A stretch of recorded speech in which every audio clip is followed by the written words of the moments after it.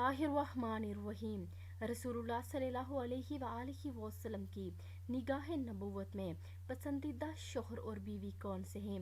नबी करीम सल्लल्लाहु अलैहि वआलिहि वसल्लम ने इरशाद फरमाया कि करीम और शरीफ और लायक शौहरों पर औरतें गालिब आ जाती हैं, क्योंकि वो जानती हैं कि ये नाज उठा लेगा, और कमीने शौहर डंडे के ज़ोर से गाली गलौज से उन पर गालिब आ जाएगा।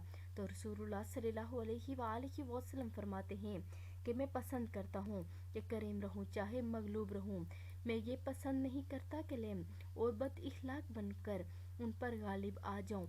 नबी करीम सल्लल्लाहु अलैहि वआलिहि वसल्लम से पूछा गया कि कौन सी औरत बेहतर है, तो आप सल्लल्लाहु अलैहि वआलिहि वसल्लम ने फरमाया, जिसे शौहर देखे तो वो उसे खुश कर दे, जब कोई काम कहे तो इसकी अताअत करे और अपनी इज्जत की हिफाजत करे और इसकी मर्जी के खिलाफ माल खर्च ना करे। तो आप सभी इस पर अमल करें और वीडियो आगे लाजमी शेयर करें और चैनल को भी लाजमी सब्सक्राइब करें। जज़ाकल्लाह खैर।